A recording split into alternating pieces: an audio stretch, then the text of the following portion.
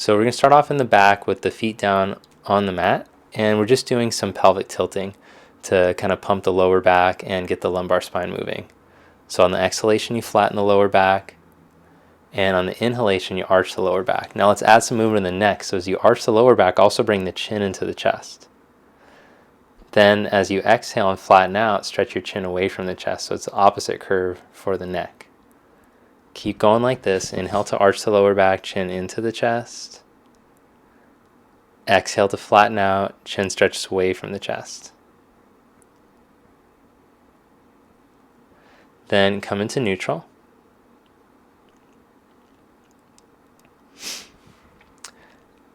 And take the right leg straight up in the strap. As straight as you can make the right leg, stretch it out. Then stretch the left leg out along the floor. So the reason that we were doing, one of the reasons that you do the movement of the spine at the beginning is so you can find neutral. So here you could see that the lower back isn't lifted, but it's not flat. Same thing with the neck. Chin isn't lifted, but it's not tucked. So as you hold your spine long, stretch the left leg, breathe length into the right leg. You can even do this little technique to help stretch the calf. You can kind of point and flex the foot.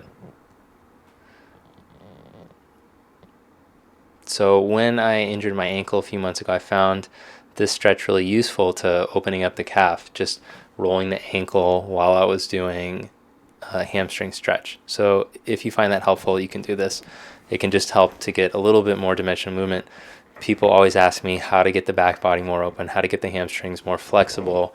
So this is just another little technique, little tool in doing it. Rebend the right knee. Then change legs. And by the way, this video is actually, I often get comments about how can I open my legs. No matter how much I practice, I still can't straighten my legs. So this video is really to try to get the whole back body to open. So if you can't straighten your legs in a posture like down dog, it's not just the hamstrings that are tight. You have to think about the whole back body, starting from the soles of the feet, going up through the backs of the legs, through the back of the spine, all the way up through the back of the neck, back of the skull even. So doing the same technique on the left leg here, holding the low spine in neutral, neck in neutral. Breathe the legs as straight as you can without forcing.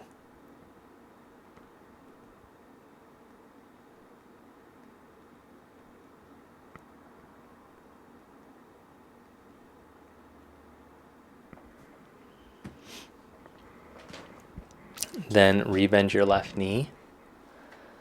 Strap can go to the side. Roll over to your side and press yourself up. Then put your back up against a wall.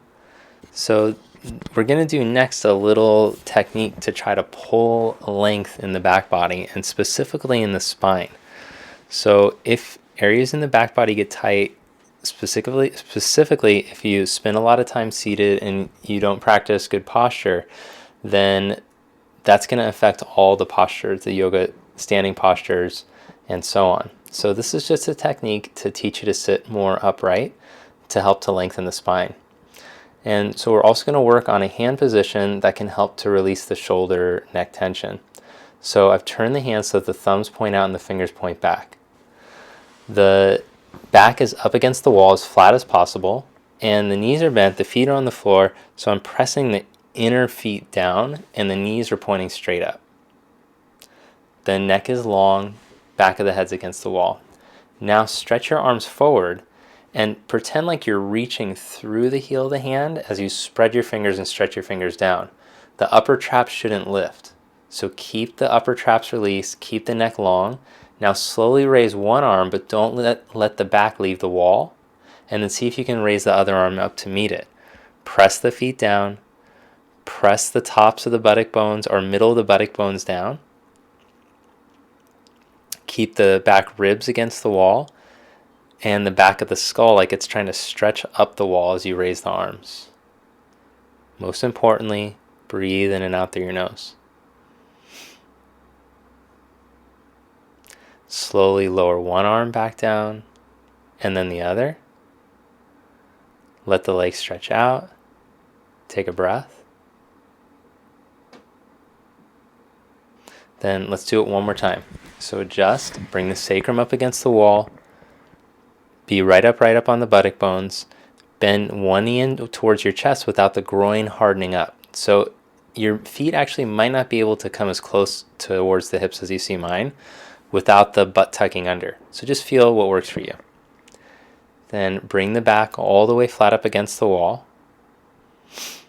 Bring the back of the skull up against the wall.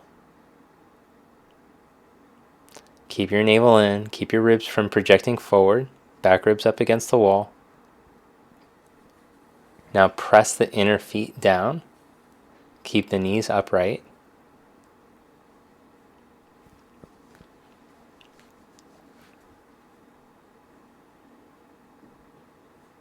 Slowly stretch the left arm forward now. Spread the fingers and then the right arm. So when you take the hand in this position, it's also demanding that the nerves get pulled as long as they can. So now visualize the nerves that run down the back of your neck, through the backs of the shoulders, out through the fingers. Visualize those nerves getting longer instead of your neck getting shorter to raise the arms. So now slowly start to raise the arms up, release the upper traps, and now visualize those nerves like they're getting longer out through your fingers as you reach here. Keep stretching, reaching, but try not to let the back ribs leave the wall. Spread the back ribs into the wall. Release the upper traps. Now stretch those arms and reach, but keep pressing the inner feet. Don't let the knees play out. Slowly lower one arm and then the other. Let the knees go open and take Baddha Konasana. Soles of the feet together. Knees apart. Sit up tall.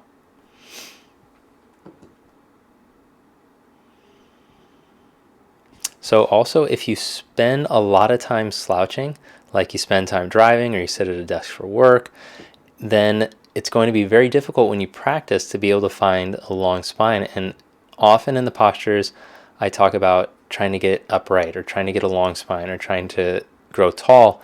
And so exercises like these can help us to feel that. And so they can also give us a nice opening. So if you have the ideal of being able to like put your chest flat on the floor in a pose like this, the first thing we want to be able to do is to just sit up straight. This is actually a ton of stretch for the hamstrings and for the back body, just to be able to sit up straight like this. So now with the legs wide apart, sit up as straight as you can. Press through the feet, turn the knees.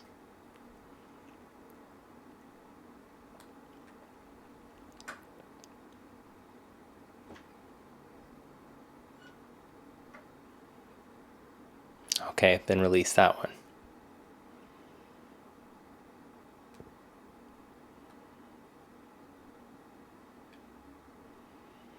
Lie down onto the back and take the legs up the wall. Now take the feet hip distance apart. Press your hands onto your thighs. Internally rotate your thighs so that the toes start to point in towards each other, the big toes. With the thighs internally rotated, also pull like you're trying to pull your big toe down towards your hip. Press through the outer foot up. Groins release, the thigh bones release away from you. Let the spine lengthen out along the floor.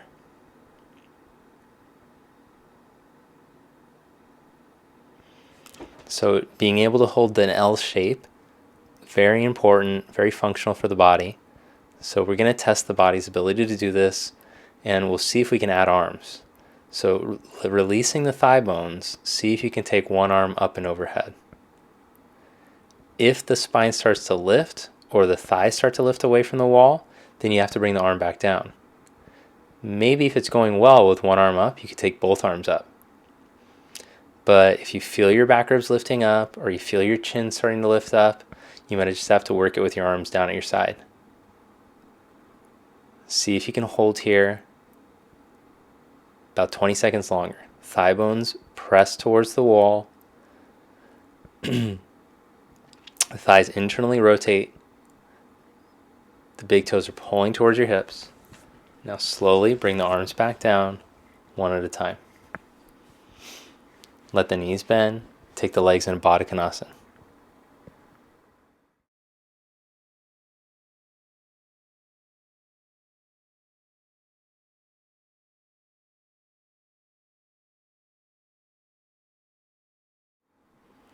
One more time. Stretch the legs straight back up the wall. Press the thigh bones into the wall. Release the thigh bones away from you. Thighs internally rotate. The feet are hip distance apart, just like on the last round.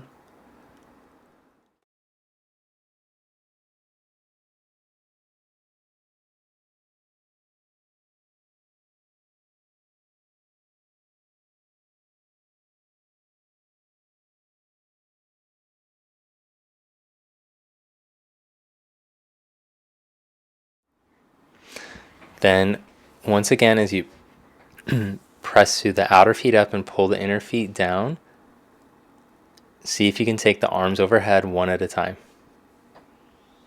Try not to let the back ribs lift.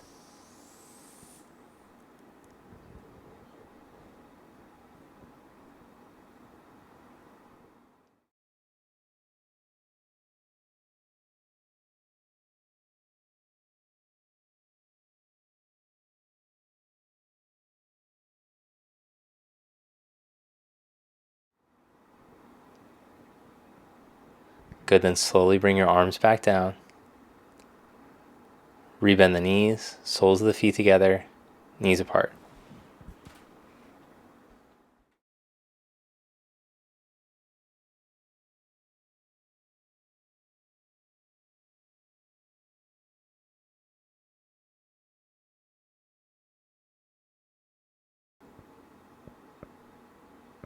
All right, welcome back to Yoga with Tim. I'm Tim, and today we're going to work on seated meditation or seated pranayama.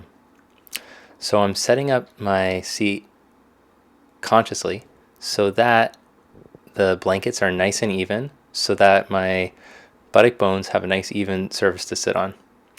So I want to adjust the seat so that the knees are in line with the hips. So adjust yourself when you go to sit.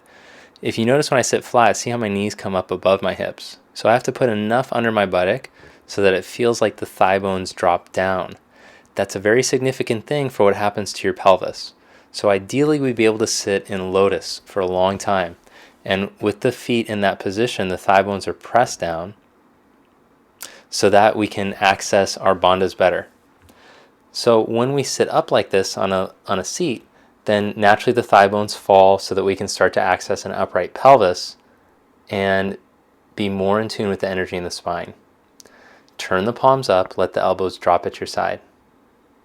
Sit up as tall as you can, like your back is up against a wall.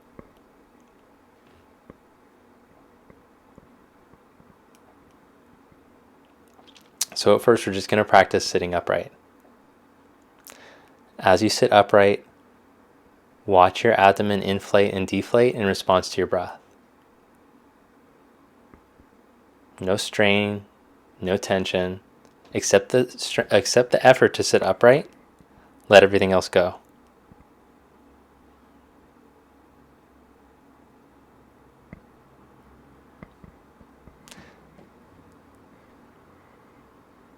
Now see if you can start to slow down the breath. Start to slow down the breath and visualize your breath moving into your lungs like how you would fill a jug of water. So like you put a jug of water under the sink and you're watching the water go into the jug all the way down to the bottom, and then it spreads out to the sides and starts to fill up all the way up to the top. Visualize the breath traveling in through your nose, down into the bottom of the lungs, just like that jug of water would fill up. Now we're going to try an ujjayi breath. So this breath is going to make sound, like the sound like you're trying to fog up a mirror. So as you exhale, you can open your mouth and make a sound. Okay, so you got that. Now, keeping the collarbones broad, lower the chin towards the chest, like you're looking at your heart. Now practice making that sound on the inhalation and on the exhalation, but with the mouth closed. The sound should be very smooth. It shouldn't be sputtery. So again, slow down the breath. See if you can take slower, smoother inhalations without straining or sputtering or feeling any tension in your nerves. When you feel the nerves start to key up, that means you've taken too much breath. You need to back off a bit. So the breath should start to sound smooth, like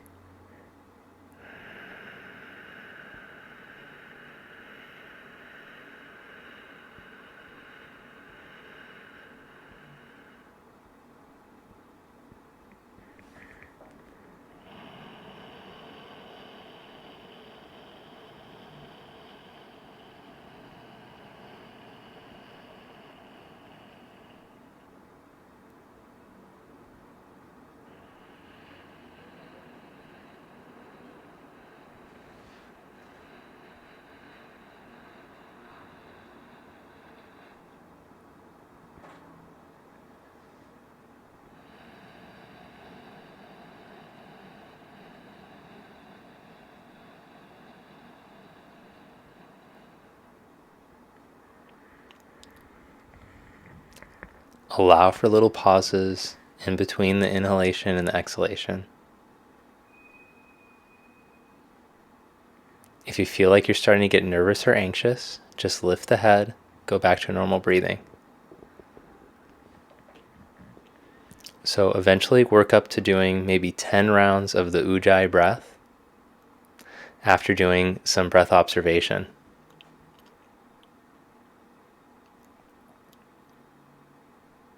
Lift your head if you haven't already. And now sit and observe the effects of your breath practice. Let go of the breath control. Just watch.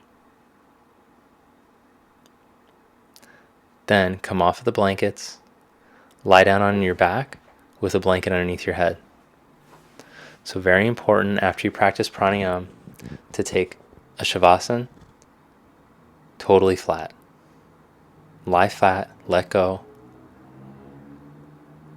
Let the nerves relax.